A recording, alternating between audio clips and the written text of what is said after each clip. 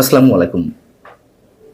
বাংলাদেশের অর্থনীতির জন্য নিঃসন্দেহে এই মুহূর্তে অশনি সংকেত যুক্তরাষ্ট্রের যে বাড়তি শুল্ক, এটি অর্থনীতির জন্য যেমন অশনি সংকেত, ঠিক একইভাবে অনেক ধরনের প্রশ্ন উঠতে শুরু করেছে। এটি কি শুধু বাণিজ্যিক চুক্তির মধ্যেই রয়ে গেছে, নাকি এর ভেতরে, এর অন্তরালে অন্য কিছু ঘটছে যা বাংলাদেশের নিরাপত্তা নিয়ে অনেক প্রশ্ন জড়িত?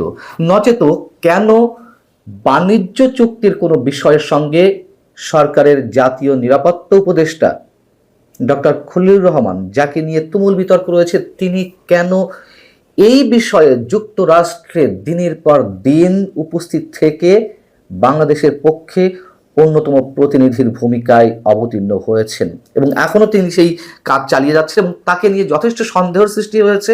আমি সে বিষয়ে পরে আসছি। আপনারা নিশ্চয়ই এরই মধ্যে জানেন যে যুক্তরাষ্ট্র যে 35% সর্বশেষ যে সিদ্ধান্ত, যে শুল্ক আরোপ করেছে বাংলাদেশ থেকে যে কোনো পণ্য যুক্তরাষ্ট্র রপ্তানির ক্ষেত্রে, এর সাথে বাংলাদেশের পোশাক পণ্য আগে থেকেই 16% শুল্কের মধ্য দিয়ে রপ্তানি করে আসছিল পোশাক, তার সাথে যোগ হচ্ছে 15%, অর্থাৎ মোট 51% শুল্ক দিয়ে যুক্তরাষ্ট্রের বাজারে প্রবেশ করতে হবে বাংলাদেশের সব ধরনের পণ্য, বিশেষ করে পোশাক পণ্য। এই যখন অবস্থা, তখন বিশ্বের অন্যতম বৃহৎ যে পোশাক ক্রেতা ওয়ালমার্ট, তাদের বেশ কিছু অর্ডার স্থগিত করেছে বাংলাদেশ থেকে, যেগুলো নেওয়ার কথা ছিল। এবং আমরা জানি যে বাংলাদেশ থেকে যে পণ্য রপ্তানি হয় সারা বিশ্বে, তার 80% হচ্ছে পোশাক পণ্য। এই পোশাক পণ্যের টোটাল পোশাক রপ্তানি যোগ্য যে পোশাক পণ্য, তার 20% আবার শুধুমাত্র নেয় একা যুক্তরাষ্ট্র। প্রায় $55 বিলিয়ন পোশাক পণ্য রপ্তানি হয়, তার মধ্যে যুক্তরাষ্ট্র গড়ে $10 বিলিয়ন পণ্য নেয় প্রতি বছর। গত বছরটাও যদি বিবেচনায় নিয়ে আমরা 2024-25 অর্থ বছরের, তারা নিয়েছে $8.4 বিলিয়ন। আমরা চিন্তা করতে পারছি এই পণ্য যদি আমরা রপ্তানি করতে না পারি, তাহলে বাংলাদেশের অর্থনীতিতে কতটা ঝাঁকুনি পড়বে। আমরা আসি ডক্টর খলিলুর রহমানের বিষয়টিতে। এত ইম্পর্টেন্ট একটি বিষয়ে, যেখানে বাংলাদেশ থেকে প্রতিনিধিত্ব করবে বাণিজ্য উপদেষ্টা অথবা বাণিজ্য সচিব, তাদের অ্যাবসেন্সে, তারা নেই, অথচ সব ধরনের কাজ করে আসছিলেন যুক্তরাষ্ট্রের যারা সংশ্লিষ্ট কর্তৃপক্ষ রয়েছে, তাদের সঙ্গে জাতীয় নিরাপত্তা উপদেষ্টা ডক্টর খলিলুর রহমান।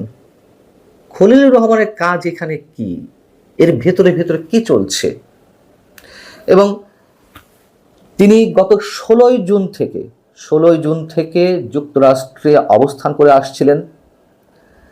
প্রশ্ন উঠেছে, দেশের টাকায় তিনি কেন দিনের পর দিন যুক্তরাষ্ট্রে বসে তার কনসার্নের বাইরে কোনো বিষয়ে তিনি এরকম মাতবাড়ি করছেন? উদ্দেশ্যটি কি? প্রশ্ন উঠেছে, মার্কিন সরকারের সাথে বাংলাদেশের নিরাপত্তা কোনো বিষয় গোপন চুক্তির পায়তারা তিনি করছিলেন কিনা? রাখাইনে কথিত মানবিক করিডোর দেওয়া নিয়ে যে একটি আলোচনা রয়েছে, সে বিষয়েই তিনি এই শুল্ক আরোপ সংক্রান্ত আলোচনার মধ্যে নিয়ে আসছেন কিনা? যে চুক্তির কারণে চীনের সাথে বাংলাদেশের সম্পর্ক এর মধ্যে টালমাটাল হতে শুরু করেছে। আমি চীন প্রসঙ্গে পরে আসছি। আরো প্রশ্ন আসছে, তিনি কি তাহলে সত্যি সত্যি মার্কিন আস্থাভাজন এজেন্ট? যদি তিনি পোশাক পণ্য রপ্তানি বিষয় বা শুল্ক আরোপের বিষয়ে প্রতিনিধিত্ব করেন, তার মানে কি তিনি মার্কিন আস্থাভাজন এজেন্ট হিসেবেই বাংলাদেশের পক্ষে কাজ করছেন? অথবা এই শুল্ক আরোপকে কেন্দ্র করে বিনিময়ে যুক্তরাষ্ট্র এমন কিছু চাইছে যেটি ডক্টর খলিলুর রহমান হয়তো অন্যভাবে বোঝানোর চেষ্টা করছেন, যে না, শুল্ক আরোপের সঙ্গে বিষয়টি আনার দরকার নেই, আমরা অন্যভাবে এটা ডিল করতে পারি। আমরা জানি না, এই ধরনের নানান ধরনের গুঞ্জন উঠছে।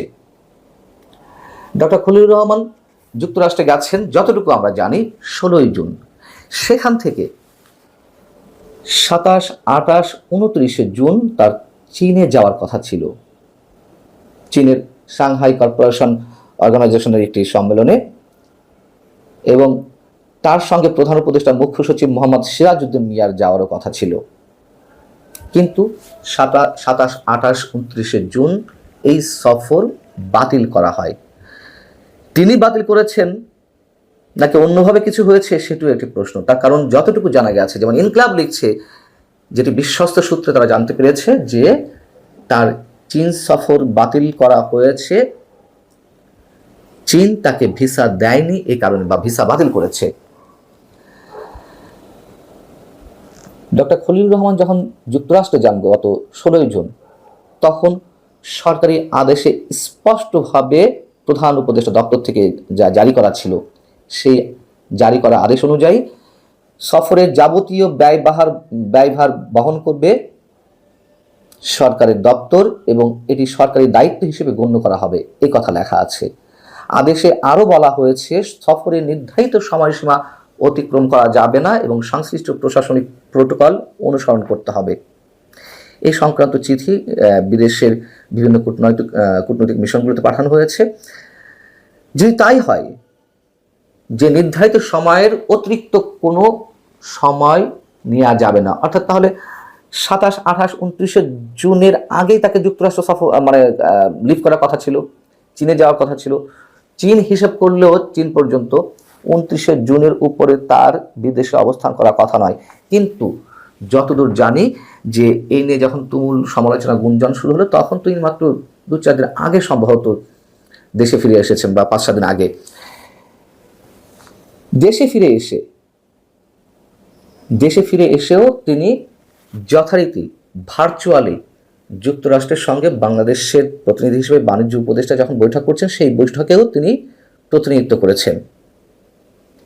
এবং ডক্টর খলিলুর রহমান কেন চীনে গেলেন না এই বিষয়ে ধামাচাপা দেওয়ার জন্য সরকারের প্রধান উপদেষ্টার প্রেস সচিব আবুল কালাম মজুমদার তিনি গণমাধ্যমকে জানিয়েছেন যে যুক্তরাষ্ট্রের সঙ্গে শুল্ক চুক্তি চূড়ান্ত করতে আলোচনা করছেন প্রধান উপদেষ্টা, জাতীয় নিরাপত্তা উপদেষ্টা ডক্টর খলিলুর রহমান। কেন চীন গেলেন না, এটা আবার ধামাচাপা দেওয়ার জন্য এই কথা বললেন। সেখানে তো আরো প্রশ্ন, যেটি প্রথমে তুললাম, যে এই বিষয়ে কেন ডক্টর খলিলুর রহমান। এবং এই বিষয়ে যখন গণমাধ্যমের পক্ষ থেকে পররাষ্ট্র মন্ত্রণালয়ের সঙ্গে যোগাযোগ করা হয়েছিল কোনো কর্মকর্তার সঙ্গে, তখন তারা বলেছেন যে আমরা বিষয়টি নিয়ে কোনো মন্তব্য করতে চাই না। এবং এই যে অতিরিক্ত খরচ গত 16 জুন থেকে